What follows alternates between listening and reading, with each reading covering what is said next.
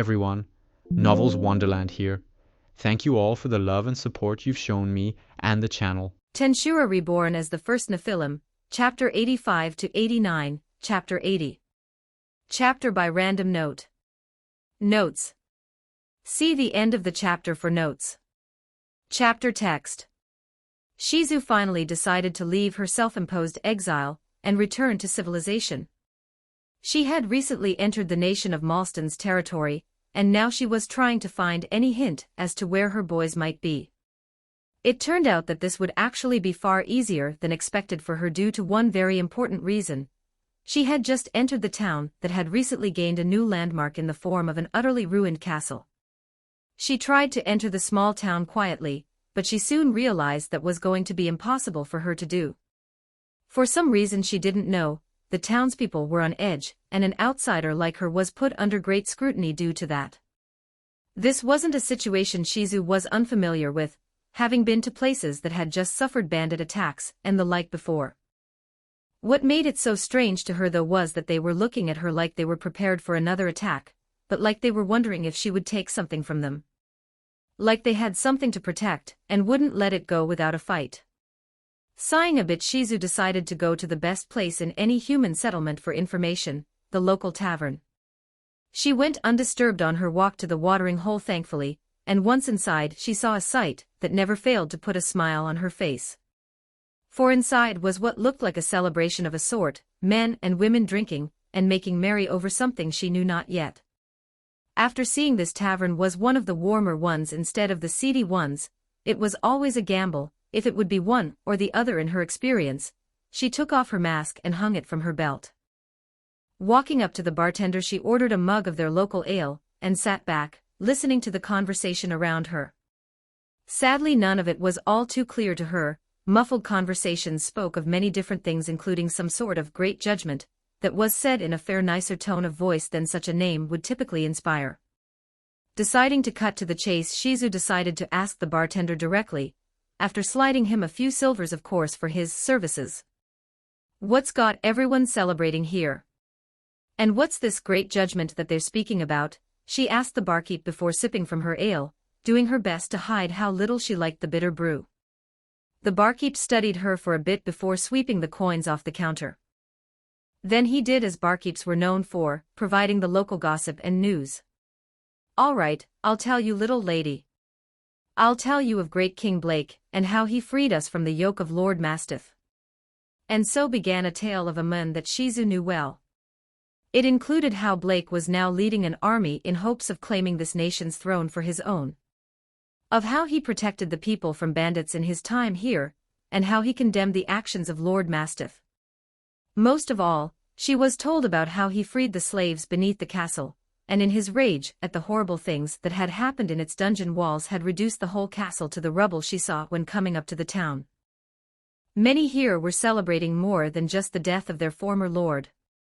Some were celebrating the fact that family members long thought dead had been found and returned to them, freed from the bowels of the now dead lord's domain.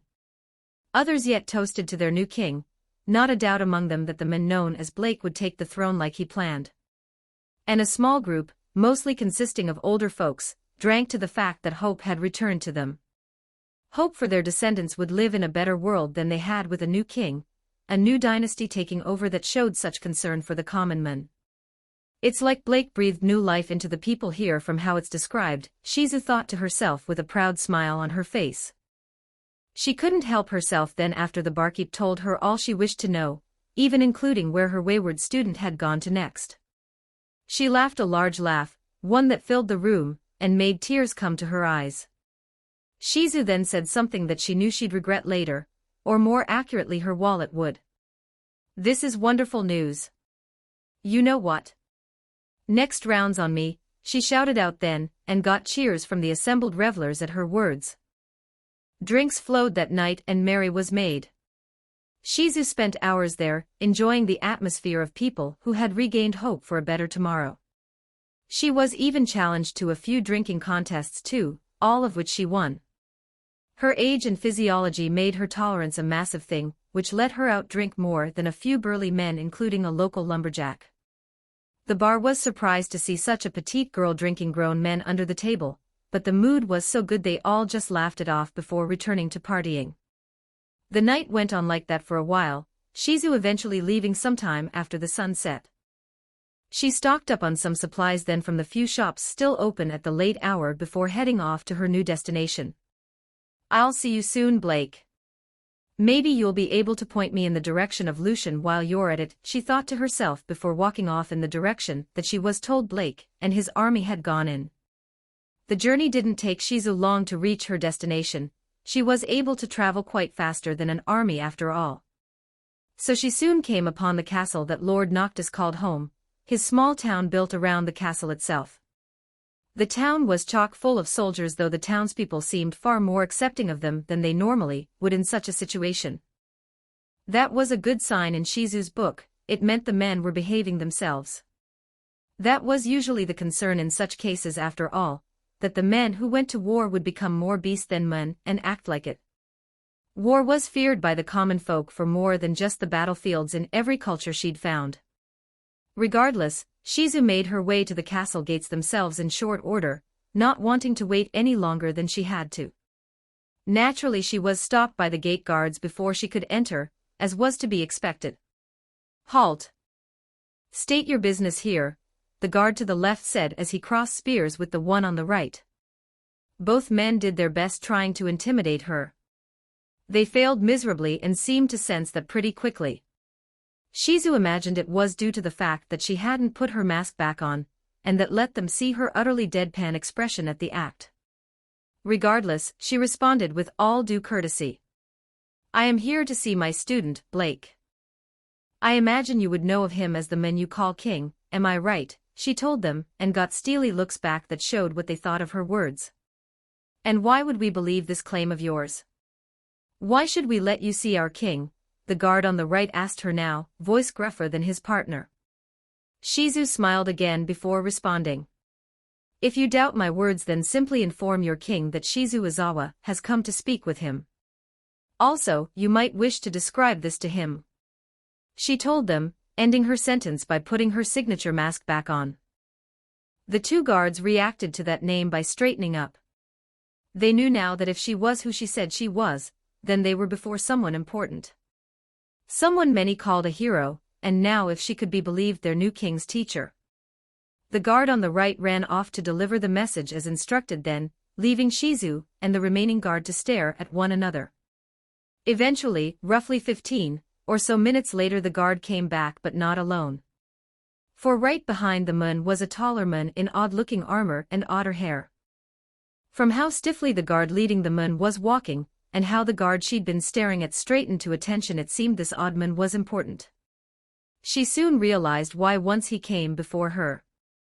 "So you're Shizu then? Blake has said much about you. Such as how his brother saved you from a dragon when you all first met," the large man said to her then, and Shizu then knew from his words what this was. A test. So she responded with what she knew to be the right answer. "From how I remember it, I saved those two boys from that dragon, and me and Lucian took it down together."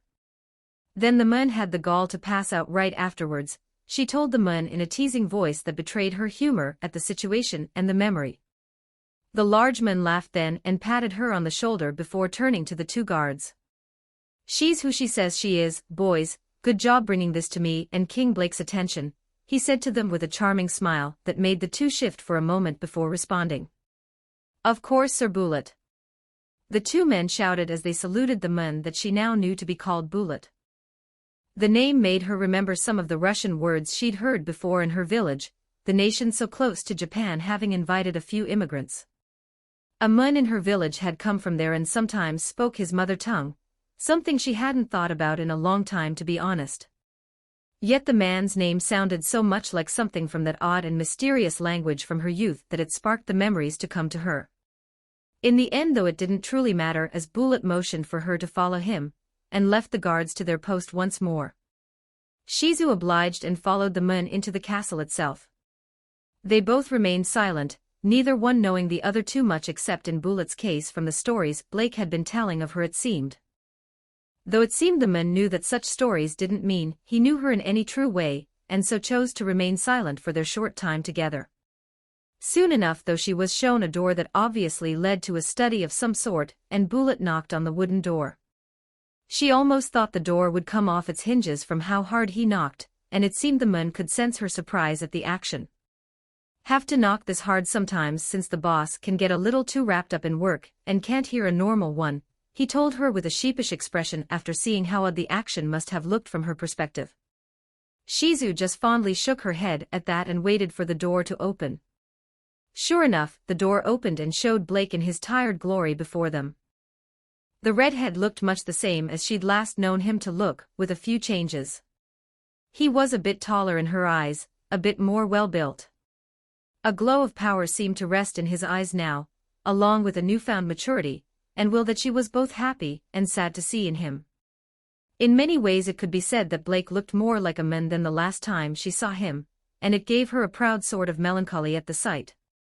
Shizu, it's so good to see you again, Blake said softly with a kind smile on his face that made the tiredness in his eyes more apparent to her. She didn't even know he could get this tired any more with his skill, though she quickly came to a realization. This wasn't physical exhaustion but mental, something even spiritual beings had to face from time to time.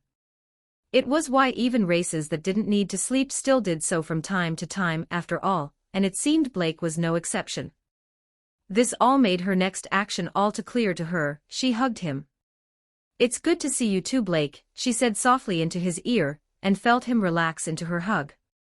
It was like he was finally relaxing after a long day at work, though it seemed the work in this case was paperwork and meetings if she wasn't mistaken.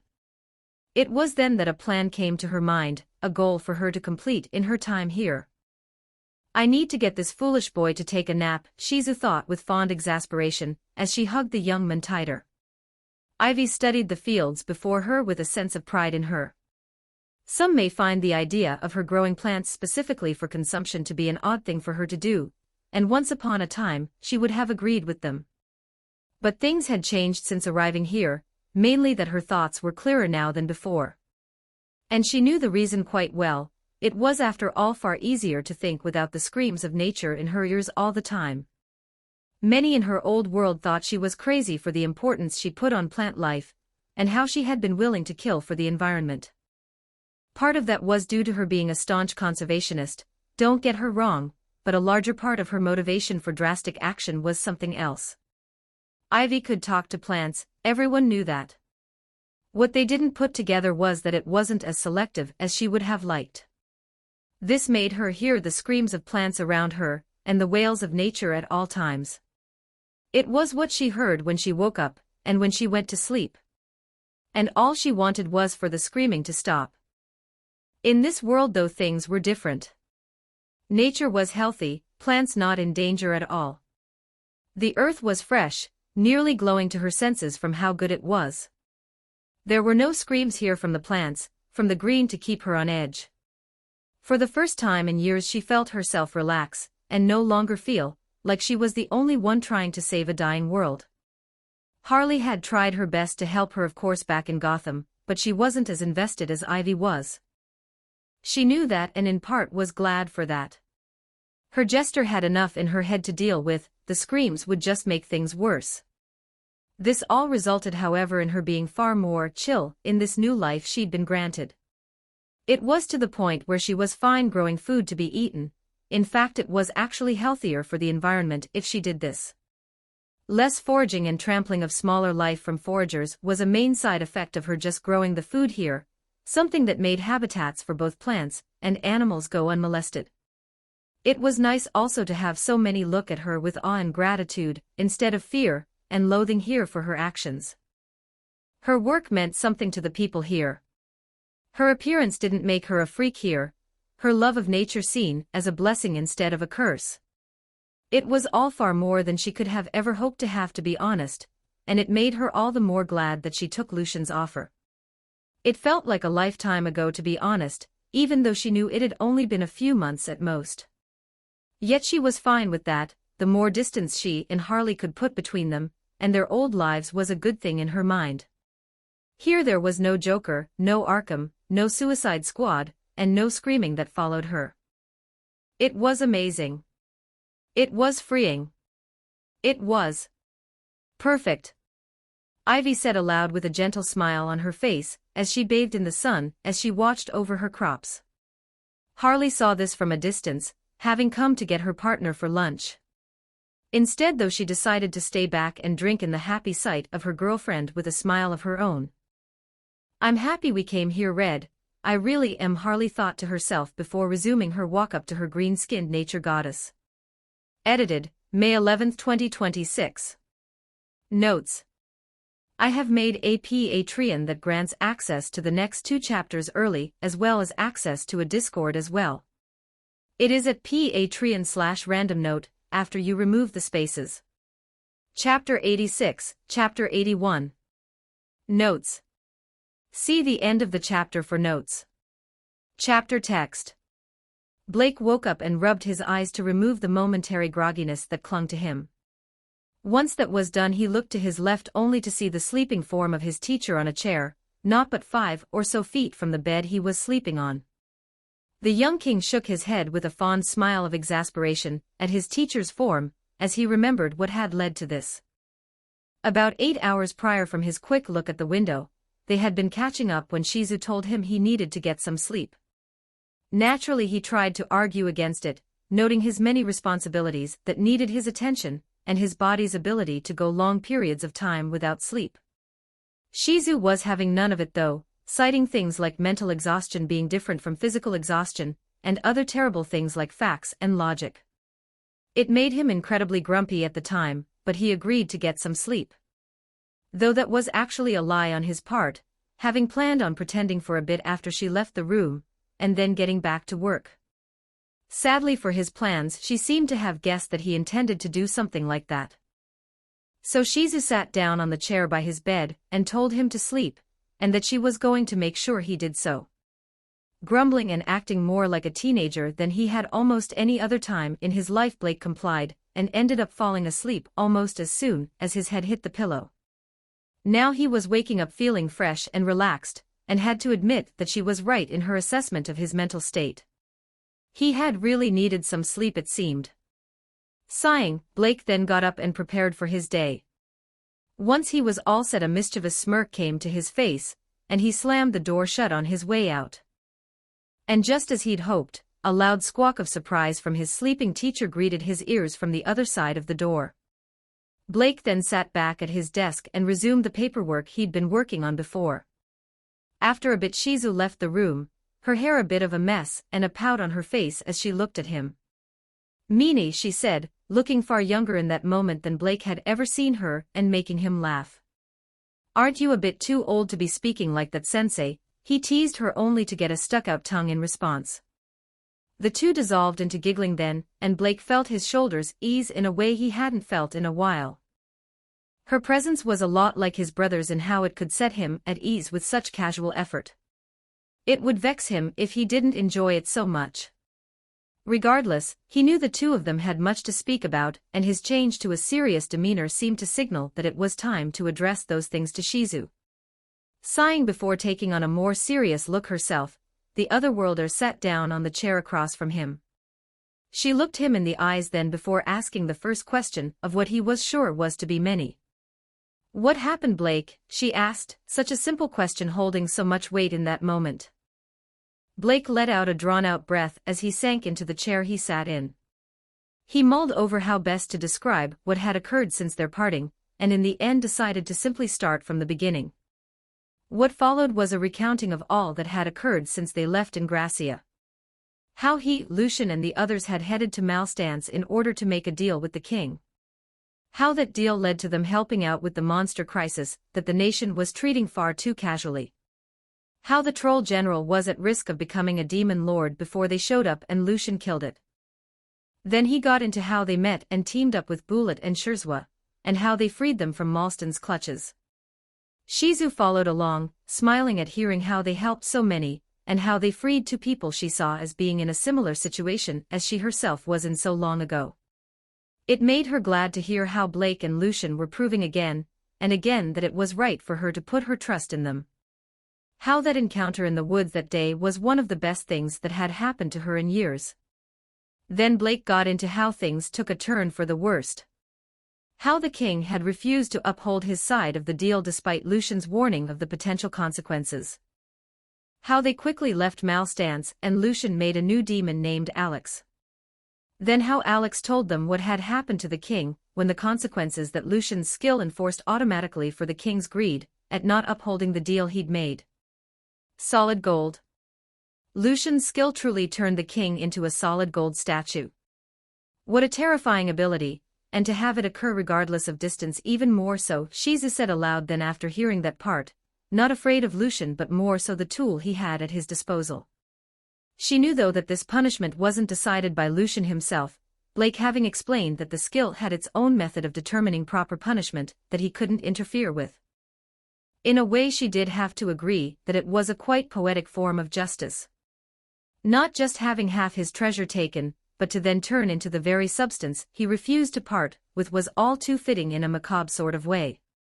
Well, it wasn't actual gold but instead fool's gold that he turned into, but yes, Blake corrected her words then, making her laugh in shock from the morbid sense of humor Lucian's skill seemed to have.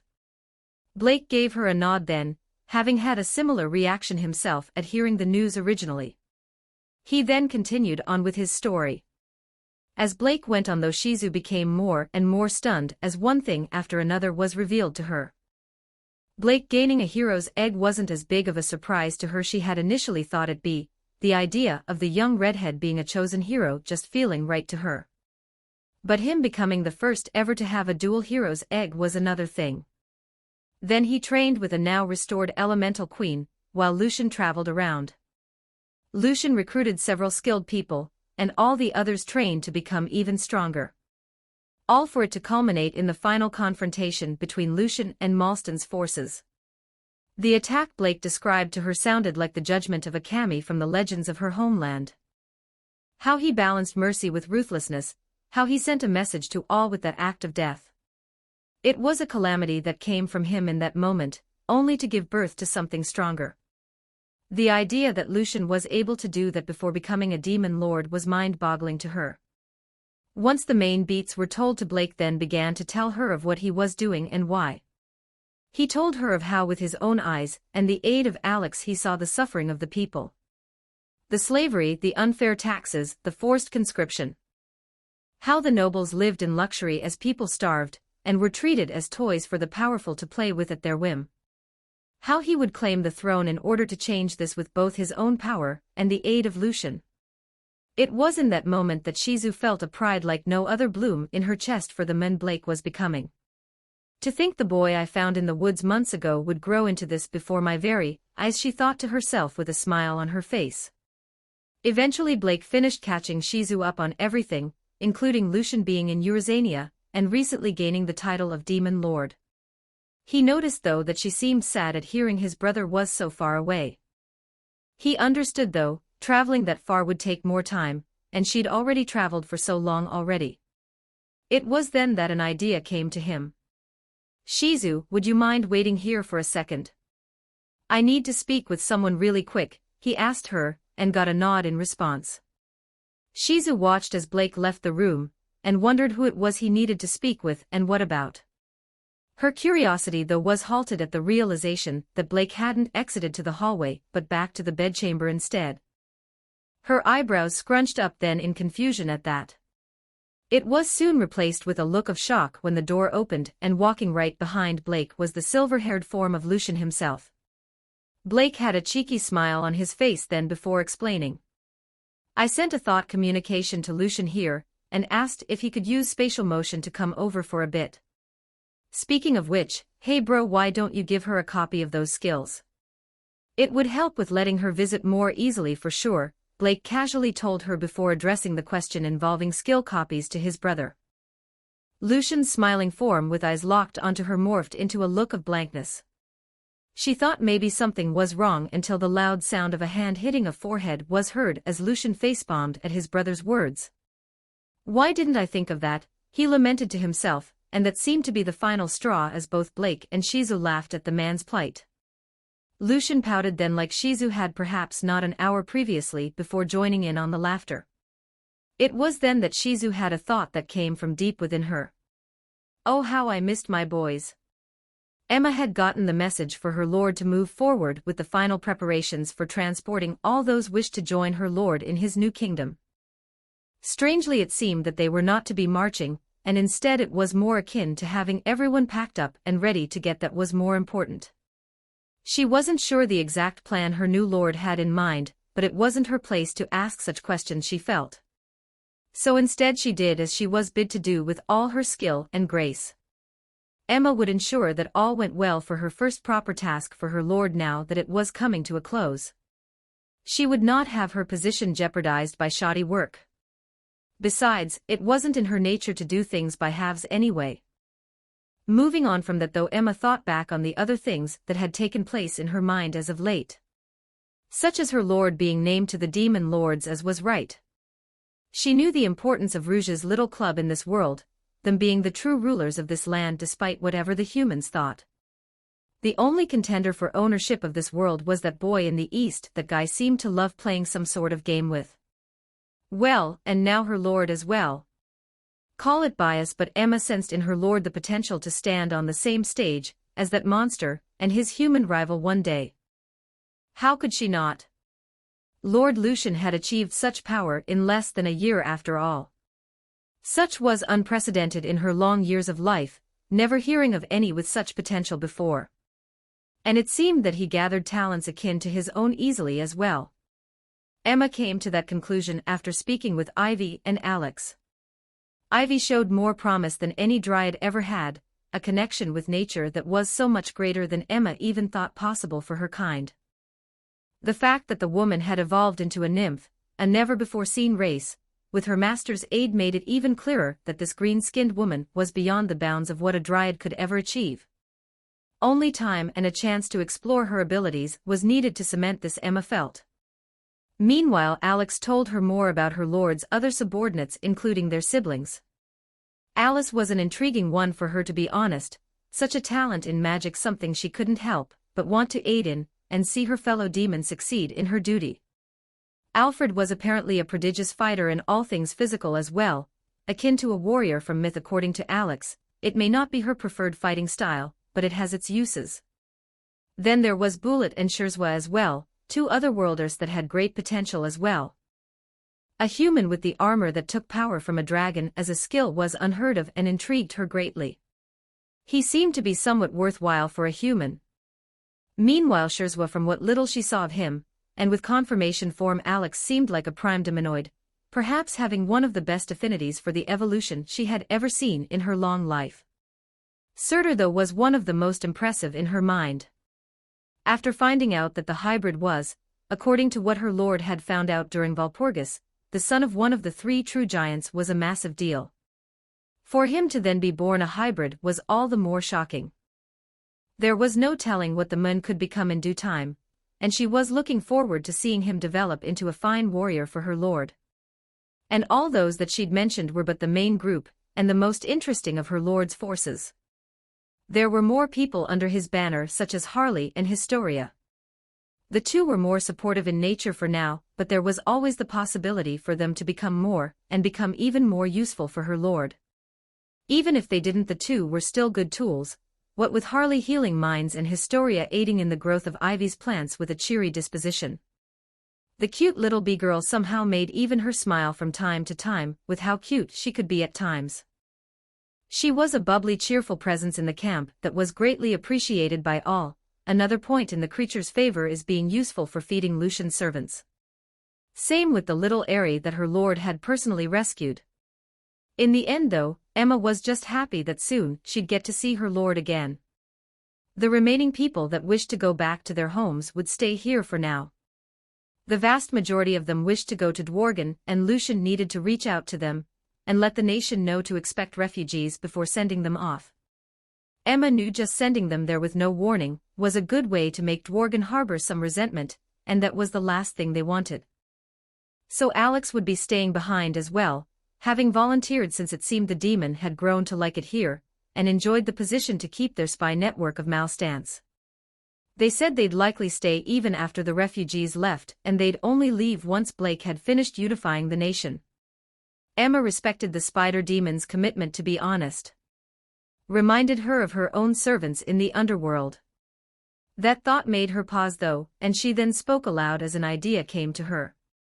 I wonder if my lord would let me collect them from that place. I imagine they would be quite useful for him, she said with a growing smirk on her face, and the new decision made to bring this up with her lord when next they spoke. Edited, May 15, 2026. Notes. I have made a Patreon that grants access to the next 2 chapters early as well as access to a Discord as well. It is at Patreon/randomnote after you remove the spaces. Chapter 87, Interlude 5, Blood and War. Notes. A/N, this was supposed to come out yesterday but my internet was down. So, I hope you all enjoy this short interlude a date late. See the end of the chapter for more notes. Chapter text. Luminous walked up to her throne after exiting the gate that had served as her transport to the Walpurgis meeting. Roy and Gunther stayed back, Louis moving to stand next to his brother after having been waiting for their return.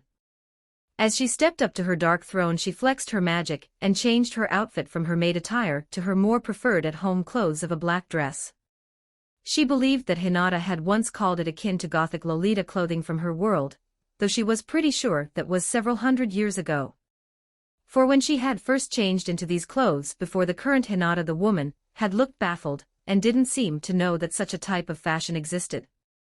The blush she got from her holy night at the brief bit of exposure during her spell did make her smile though to herself even now. But that was the past and not important right now, Hinata not even being in the room currently to welcome her back. Luminous sat on the throne and tried not to be disappointed at that fact, knowing that it was due to the fact that she was currently on a multi-day field exercise with some of the great saints. She had been going a bit stir-crazy, as the humans would call it since her teacher had left, and so the Queen of Nightmares had given leave for her to take her trusted subordinates on a training trip outside the capital. Only a few days later did the call for Walpurgis come in a spectacular bit of ill timing. As she sat down on her throne though her thoughts drifted away from her Hinata, and all other things to instead the meeting she had just left. Her servants stood below her, knowing she would address them in time, and left her to her thoughts. The main center of those thoughts were focused on one thing, the message she had received from the newest demon lord. As Luminous was leaving she had received a thought communication from Lucian Silver himself. It was an interesting message, one asking for a meeting to be set up between them in the future in hopes of further discussion. Discussion he had said that may involve things she wished to keep hidden from the other demon lords present. The fact that he knew she was the real demon lord of her group had almost made her trip, if not for her composure being honed over the millennia. It made her think back to what her hero had said to her oh so long ago in regard to this man. Lucian has a habit of knowing things he shouldn't, so be prepared for that. He does tend to take a sort of pleasure though in shocking people with what he knows, can't say I blame him, her hero had said before giggling to herself. Luminous had known what the woman had meant by saying she couldn't blame the man for his sense of humor. The time traveler had a similar one, revealing things she'd found in her oh so many loops of time that she shouldn't know. It seemed she now had another one of their kind to deal with, though she didn't feel the dread she had once thought she'd feel at such a thing. Instead she felt only a pang of nostalgia in a way at the thought, and a feeling of the longing she always felt grew slightly ever more. Sighing to herself she decided to finally speak up to her gathered circle of servants. Prepare for a meeting to occur here in the coming future. Gunther, have the dining hall cleaned and ready to be used at a moment's notice. Roy, gather the vampires from their dens and ask around for who would be willing to act as waitstaff once more. I will not have the impression that we are lesser in any way when the time comes. Louis, prepare some humans and ensure that Hinata's schedule remains clear for the perceivable future. I want this meeting to be done without a hitch whenever it may take place, she instructed them all and received bows in return. It was then that Louis spoke up, asking the question all of them had at that moment. My lady, forgive me if this is overstepping, but who is it that this meeting is to be held with, he asked, a kind of politeness to him that still made her sometimes doubt that he was half of the being he used to be. Luminous considered the words before giving an answer that made all their eyes widen. The one she spoke of was called a meeting with me, she told them, all three knowing exactly what she meant, and led to them all hastily rushing off to complete their assigned tasks. For they all knew that their lady had been waiting oh so long for them to appear, and they would not interfere with their lady finally getting to meet them. They were both too loyal to do anything else, and too intelligent to try and interfere. They may be willing to give their lives for their lady, but none of them wanted to die pointlessly. Something that was entirely a possibility, if they tried to interfere here. General Gaunt looked out over the forces gathered under his command and smiled. He was an old man, well into his 50s now, and had the scars to show for just how much of that time was spent with sword in hand. Originally an adventurer, as a young man he'd eventually joined up with the military of the small nation of Siltrasso for a more cushy job and steady paycheck. His skills had led him to advancing through the ranks, and soon he was back on the battlefield, being loaned out alongside some men to other nations of the council due to his skill and experience. This had also led to him gaining some access to the truth of the Western nations. Chiefly that the true leader of the council was a man by the name of Granbell, a man of great will and power. That man became who Gaunt was loyal to, and as such he followed the man's orders without question. So when Granbell himself had ordered him to be the chief commander of an armed force composed of a myriad of different forces to reclaim the nation of Malstance for the council, his only question was when he needed to depart. This all led to now, with him looking at the army under his command only about a week at most from the Malstance northern border. This force was composed of men from multiple nations that were a part of the council, only a scant few weren't present. Most were forces of noble houses with maybe one or two royal second or third sons leading a force. The promise that had been made of land allotment for sufficient service in this conflict had made many of the nobles that stood to inherit nothing come, with all the men they could in hopes of carving something out of the dying nation for themselves. That all mattered not to Gaunt though, all that did was the number of men gathered here. 20,000 men were here under his command. Though to be honest he knew that if the monster that called himself Lucian Silver showed up this number would be meaningless. That was why his lord had given him a score of the secret force known as Blood Shadow. These elite men would serve as their answer to the Mun, a way to ward him off should he ever appear. General Gaunt was confident in this plan, and assured by the protection his lord had given him. Now all that's left is to crush this would-be king. Then this land shall be back in the hands it belongs in, the Rossos, the Gruffman said to himself, a kind of fanatic loyalty shining in his eyes as he said it. Edited, May 16, 2025. Chapter 88, Chapter 82. Notes. See the end of the chapter for notes. Chapter text. Shizu laughed along as Lucian teased his brother over the younger man's impromptu flight on his new steed. Apparently Blake had come to regret ever telling his brother about his first ever interaction with the Olicorn he named Arion.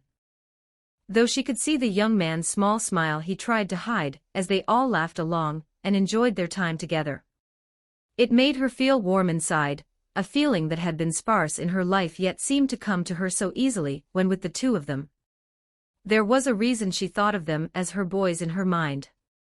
After Lucian had walked into the room about an hour or two ago they all had started reminiscing, and catching each other up on what all had been happening in their time apart. Shizu knew most of what had been going on with Lucian due to Blake informing her already, but a few new details came from listening to Lucian's own account. It also seemed that both brothers were struggling with the same enemy currently, paperwork. From the way the two spoke about it, the dreaded integral part of all organizations was the most harrowing foe they've faced yet. It made Shizu glad then that she'd never been in a position of authority, or any other that would require her to do any such paperwork. When she told the two that she'd never had to do any in her long life, she got looks of utter jealousy from the two men. It made her have a cheeky grin on her face for a while after that. The two of them may be firmly stronger than her now, Lucian having long since surpassed her in power, and Blake getting closer by the day to where she was no longer certain of if she even stood a chance against him, but at least she didn't have to deal with humanity's worst invention. Though with this realization of their new strength, she'd be lying to herself if she said it didn't bother her a bit. Despite what some would believe, Shizu had never been one to chase strength really. Skill and control had been what she strived for, and had gained over the course of her life. Power was something she never was interested in, to be honest, likely born from the fact that she felt she had far too much power and not enough control for so long. What happened to her friend all those years ago still haunted her in the dark of night, and had left a permanent imprint on her being. In essence, it wasn't only that she saw no reason for her to gain more power, but that she actively feared gaining it. Now, though she saw those she had grown close to, in Lucian's case for closer than she had ever thought herself growing, all growing in power to such a degree that she was being left behind. A part of her feared, and rightly so in her mind, that at this rate she'd be nothing more than a burden to them in time. For what help could she offer to a true demon lord? To a chosen hero? She was a champion named by the people, yes, but she was a far cry from the level of a real hero. Her time with her master had shown her that. Shizu had seen feats by one who stood near the top of this world, and knew she lacked in comparison. Yet still, the idea of gaining more power made her wary. The fear of losing control, of Ifrit somehow taking over and using her strength to do untold devastation stayed with her. It was a conflict in her heart that for now she'd keep hidden from the two boys. She wished not to burden them any further than she already felt she was. For now, she'd just enjoy being with them and put such thoughts away for another time. Blake noticed the calm and happy conversation winding down, and couldn't help but feel like something else was coming now. One look at the more serious look on Shizu's face confirmed that. Lucian had a similar look now too after a look from the shorter woman. Then she turned to him and said something that made his thoughts freeze. "Blake, you need to stop hiding," she told him, deathly serious with a look that housed the weight of the many years she'd lived. The young king didn't understand what she meant by those words and voiced as such. "What do you mean, sensei?" "I'm not hiding," Blake asked, a hint of defensiveness in his voice now at the sudden turn the conversation seemed to have taken. Looking to Lucian for backup on this, he was met with the opposite instead. "Yes, Blake, you are. I wasn't aware of it till coming here, and hearing your recounting of events in person. From the sounds of it you have been hiding, what you did to the Mastiff's castle notwithstanding. You are hiding what you are, how strong you are from both your men and yourself," his older brother said to him with a tone of finality. His confusion must have stood out on his face, for Shizu then took over once more and explained what his brother meant. "Blake, why do you bear only a sword of common castle steel? Why do you limit yourself so when even the weakest of weapons I last so you make are stronger? Why do you have your steed hide his wings when you ride him in front of your men, or keep those elementals you spoke of regulated to being in your soul instead of with you out in the open? They are not like Ifrit from the sounds of it, and they all care for you, two of them even seemingly having wisdom to impart upon you. Yet it seems you've not once even spoken with them since leaving the dwelling of spirits." She listed off all the evidence before him, confronting him with the reality of the situation. Blake wanted to refute what she said but couldn't. When looking back on things, he soon realized she was right. He shied away from showing what he was capable of, from letting himself do what he was capable of for fear of how his men would see him. He felt that was only natural, wanting them to respect him, not fear him. When he said as much in response to Shizu's words, she sighed out loud in that way he knew meant he'd gotten something wrong. "It is one thing to wish not to frighten your men, it is another to hide yourself from them. You are a hero, candidate or not, it's all the same for purposes like these. You seem to be trying to pass yourself off as just a man, a king, yes, but not anything more than a man with a crown. That is not what you are, though, you are far more, and they need to see that. For what you wish to do in reforging this nation into something new, a mere man cannot take the helm. No, you must be seen as something more, for that is what you are. I was trained by a hero, and I know what such a person can inspire. That is what you need to be, and you need to accept it. Blake, you aren't some boy from a nowhere village anymore," she explained to him, saying those last words while looking him dead in the eyes, and with a weight to them that made them sit in his mind long after they were said. After that, Lucian and Shizu seemed to let him sit with that, not interrupting his thinking now. Blake parsed over the words spoken and reflected on them. Was he holding back, not accepting what he'd become? In some ways he saw what they meant. He saw within himself a fear he didn't even realize was there, a fear that no matter what he'd always be that weak boy from the village without a name. That he was only who he was due to Lucian taking pity on some random boy. That he was still the same boy who was taken by slavers in Dworgen, and needed to be rescued by his brother. In some ways he feared trying to be more than that. Feared that if he tried to he'd fail so spectacularly that all around him would suffer. Is that why I've tried so hard to look like a normal man in front of everyone? I could have ended that siege in a matter of hours if I really tried, could lead us here and resupplied far sooner in truth. It was only when my anger was at its peak that I let loose my self-imposed restraints and brought that castle to ruin as a message. Yet even then, seeing how my men looked at me with awe and not fear, I still held doubt in my heart. How could I be so blind? A king cannot deny their nature, not a good one at least. Yet that is exactly what I've been doing, denying that I am more than a normal man, Blake thought to himself in reflection, confronting himself now once more in order to see the truth of his actions. It was then that voice from within him spoke up, one he hadn't heard for some time. Yes, you are not a normal man, Blake. And that is okay, it is more than okay, Yami spoke from within him, his deep voice sounding out to him. Normal men have failed this nation you wish to rule. So give them something better, Blake. Give them a hero, Hikari said next, her gentle voice holding conviction and faith in him that Blake lacked in himself. His elementals then spoke as one a last sentence before going dormant again, and leaving him to his thoughts. We chose you for a reason, Blake, the two ancient elementals said in unison before fading away. Blake took in all these things, the words of those close to him, and his own thoughts, and came to a conclusion. He needed to stop pretending if he were to ever accomplish what he was meant to, what he'd set out to do. So he stood up and walked to a more secluded part of the room away from where Lucian and Shizu sat. He then pulled his sword free from where it was sheathed on his hip, having long taken to wearing it all times. Once the blade was freed, he held it horizontally, one hand on the hilt, the other on the steel itself.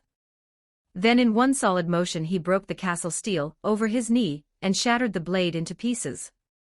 Storing the two broken halves of the sword that remained in his hands away into his spatial storage, Blake then held his right hand out.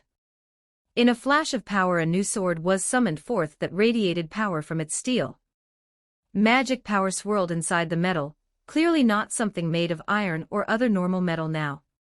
Markings were engraved onto the metal as well that glowed lightly with power, and it seemed to weigh far more than a blade its size had any right to. This will be my blade for now, for I shall stop holding back. I shall let them all see who it is they follow, and let my strength show the validity of my protection and my rule. Men have failed this place for too long, so I shall be more than a man, Blake declared as he sheathed the blade back into his scabbard, the sword having been made in the right proportions to let it fit. He then turned to the two most important people in his life and smiled at them before speaking once more. You both were right, especially you, Shizu. Thank you, but now I must go and speak with my men. I think I've been far too idle in how I've done things, he told them, and got two proud nods in return before he headed off. Before he left through the door though, he turned back around with the door half opened. And Lucian, be man and take Shizu with you back to Eurasania. You two have a lot to talk about after all, he said with a cheeky grin, and a laugh after seeing his brother turn red from embarrassment. Walking down the hall, Blake looked to his men that had been guarding the door. They followed him in step, not even needing to be told to do so after seeing how determined their king was. He nodded in thanks, a course of action being put together in his mind. As he walked to the meeting chambers he had been shown by Noctis, a flash came from his body that temporarily blinded the two guards. Then, there on his shoulders were a raven, and a dove that seemed to be made from living light and shadow respectively. Then on the ground, walking in step with the king, was a blue spectral lion that was tall enough to reach the king's waist even while on all fours. The guards looked shocked at the sight but quickly collected themselves and went back to following their liege lord. Beliefs affirmed that the man they had chosen to follow was someone special indeed. The guard's act made Blake smile, glad to know that he was making the right decision here. Then his gaze focused ahead once more, a single thought on his mind now. I need to call a meeting. It's time to get things started, for real this time. Edited, May 22, 2026. Chapter 89, Chapter 83. Notes. See the end of the chapter for notes. Chapter text. Blake walked into the meeting chambers, Leo matching his pace as Hikari, and Yami stood vigilant on his shoulders. The meeting chamber was a large room with a sizable rectangular table within it. The table was positioned in such a way that one of the two shorter ends of the table was pointed at the door while the opposing one was placed beneath the largest window in the room. It naturally made whoever sat at the far end draw the attention of all those that sat at the table. So Blake took his seat there, taking the head position for himself. Such things still made him somewhat uncomfortable to do, but he pushed that aside. The words spoken to him by Shizu were stuck in his head, and the young king knew she was right. He knew now that while he hadn't fallen into the trap of forgetting where he came from and who he was, he'd fallen for an equally bad trap of ignoring who he'd become. He could not deny himself if he wished to be the king this nation, these people, deserved. That is a good thing to realize now rather than later, my chosen, Yami said to him after he sat down. From Blake's other shoulder Hikari spoke up with her own 2 cents. One must remember who they were and acknowledge who they are in order to grow into something more, she said gently, wisdom of her years bleeding through her words. Blake felt more at ease with his decision with the two aiding him. The fact that Leo made himself open for petting by placing his head in the young king's lap also aided in that. Once that was done with and he'd collected himself fully, Blake issued the order to the 2 guards that had followed him. Send out a message to all of importance. I'm calling a meeting to speak on our course of action moving forward, he told them in a voice that almost felt wrong coming from his throat due to how regal it sounded even to his own ears. The guards bowed and left to fulfill his orders without hesitation. They had clearly seen the change in him, and Blake idly wondered if any new rumors would spawn from this. He entertained himself with that thought as he waited for the others to show up to the impromptu meeting he'd called. It took the better part of an hour for everyone to convene. In the end, though, everyone he wished to be there was there. Noctis and Richard sat close to him, Tristan was sitting a bit further down the table as well. Bulat and Sherzwa had come as well, alongside some leaders of the troops that had made up his war council up till now. They all had quite the interesting reactions to his new additions, to say the least. Richard had paused before smiling and taking his seat. Noctis had simply shook his head in seeming exasperation. Tristan had a look of awe on his face at first, and had to be nudged to take his seat. Bulat had smiled and looked happy at the development, similar to Richard in that regard. Sherzwa merely gave a nod in his direction, seemingly not caring that his boss now had 2 glowing birds and a lion by his side. It was the normal commanders, though, that were the most interesting by far to see react. Blake got looks of awe and fear, wonder and disbelief. For many this was their first time looking at an elemental, and so many at that. The visage their king cut was also one of great intimidation in a way, even if that was not Blake's intent. In the end, though, it made him look all the more like a king in their eyes. He saw many seem to relax as that thought hit them, and he understood why. It was the relief of backing the right side that they felt at that moment. My king, may I ask what has prompted this meeting? Noctis began the meeting with his inquiry, knowing that none else present would besides maybe Richard. Blake looked at the noble and smiled before addressing the room. In essence, I have called this meeting in order to announce that I shall stop holding back. I have hidden myself in some ways, hiding away my companions in the form of the elementals you around me. They are as much a part of me as my flesh and blood now, and hiding them away has been disingenuous, I feel. I will not put a mask on for our people, even if it is the mask of a normal man. They've suffered two-faced leaders long enough. With this in mind, and with the understanding that I will be taking more personal action moving forward, I feel a rediscussing of our strategy is in order, he declared to them all his intent there and then. The room was silent for a moment before Richard broke it with a laugh. Ha! This is good news. You appearing like this, as more than a mere man, and like a king from the legends of old, shall be a great boon in and of itself, to be honest. The morale of the men is sure to soar. If you'll forgive me saying so, this makes your accent to the throne far more realistic the general said with a laugh in his voice. Something in the man's words stood out to Blake though. What do you mean it makes it more realistic? He asked the man with a raised eyebrow. Richard looked him in the eyes then before speaking. Perhaps realistic isn't the best choice of word here, but in essence what I mean is that to the common man this will make more sense. To them, and perhaps to many here, the royal line of Malstance was said to be descended from a great warrior that was larger than life. This has imprinted a belief in many in this nation that the strength found in their blood, the blood of a man from legend, gave them the right to rule. A normal man could never truly replace that legend, and there are destined to be many that will hold to that legend regardless of the harm it's caused. There is only one way to get around this and cement yourself as a ruler capable of taking the reins from such a bloodline. Richard explained using his experience with the normal men of the nation to inform his stance. Become a legend myself, Blake finished the man's words, getting a nod in return not just from Richard but all present in the room. Lucian looked at the door which his brother had just left through, and had the strong urge to smack his brother the next time they met. To throw him and Shizu's situation in front of them right before leaving was a cheeky move on Blake's part. Even though Lucian had to admit his brother's words held truth in them. To be honest, he was scared to have this conversation with Shizu but knew it was needed. So he began. Shizu, I have something to tell you, he started off in perhaps the most cliché way possible, making him wince. Shizu looked at him then, head tilted back a bit in order to meet his eyes from her shorter height.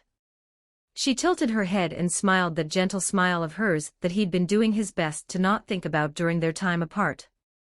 That's funny, I have something to tell you as well, she said, and laughed quietly in a girlish giggle that one would not expect someone of her true age to be capable of. Lucian let himself enjoy the small moment of humor before focusing once more on the situation at hand. Taking a deep breath before adopting a serious look on his face, Lucian started to tell her what he knew he needed to. As you know, I am from another world. But not in the same way as you are. Lucian began the long explanation about the situation surrounding him. He explained the omniverse theory, how others from outside this multiverse had shown up which supported it. How these people were ones he knew from fiction, and more importantly this world was one he recognized as well. Lucian told her that he knew of her from a story in his world, how that was where his knowledge that didn't add up came from. How when he met her she was so much more than what he could have ever imagined, and how the words on a page didn't do her justice. He then began to tell her what he knew of her story, how she taught kids from other worlds in Freedom Academy, and eventually how she left to find Leon with her time running out. It was then she stopped him. Lucian, stop. I believe you, how could I not when it makes so much sense? But it's because I believe you that you need to stop. I wish not to hear of my death. I wish not to be tortured by prophecy, and knowing what my potential end is, she told him calmly, a hand on his face as she spoke those words. He tried to argue that he could prevent it, that he could tell her, and she'd know what not to do.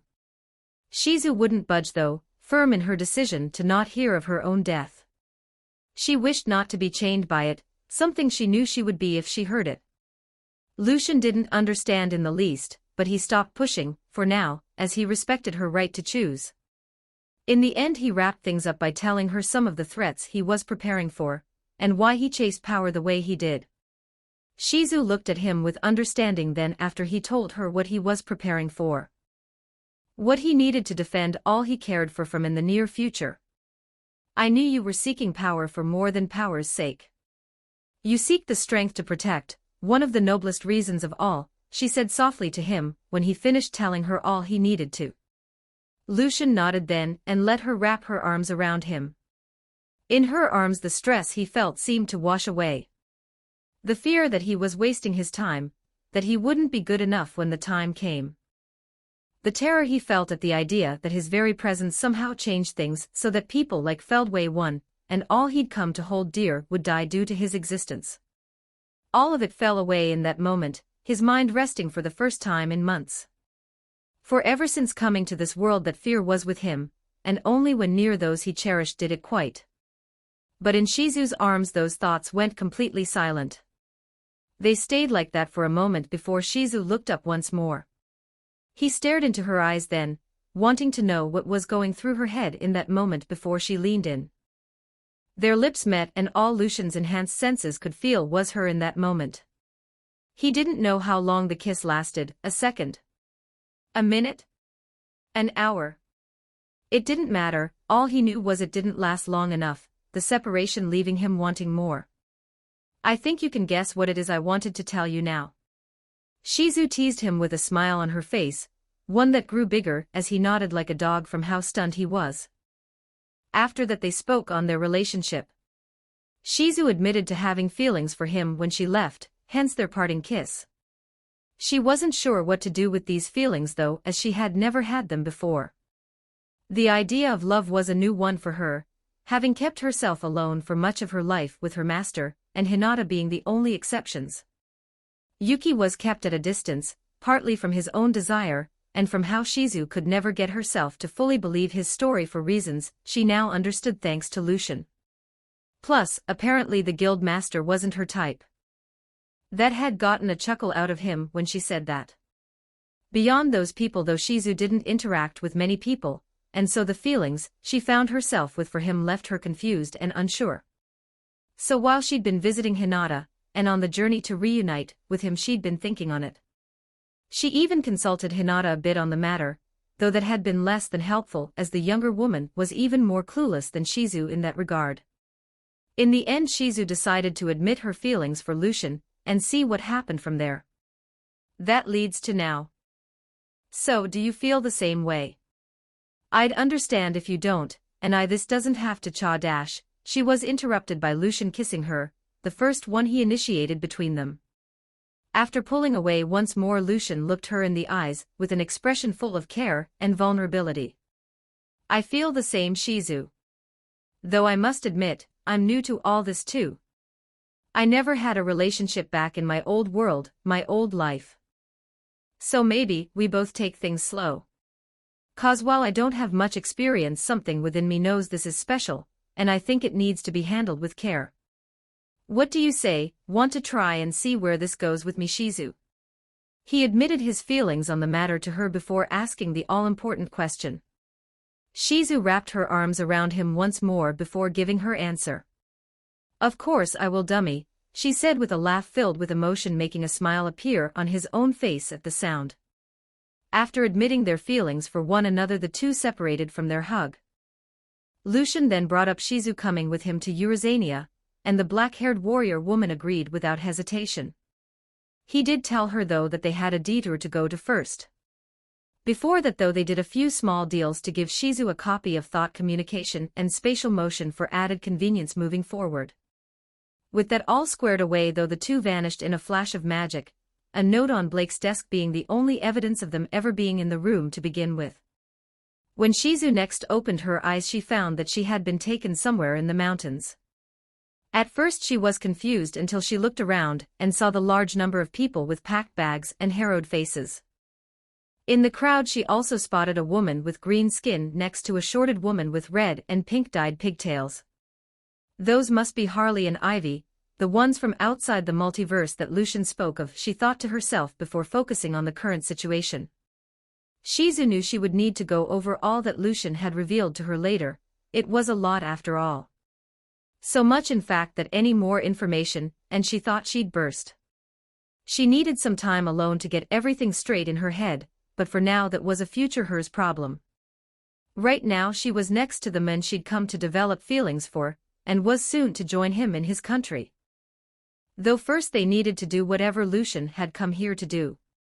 What are we here for anyway, Lucian? She asked him then, feeling a bit foolish for not asking sooner.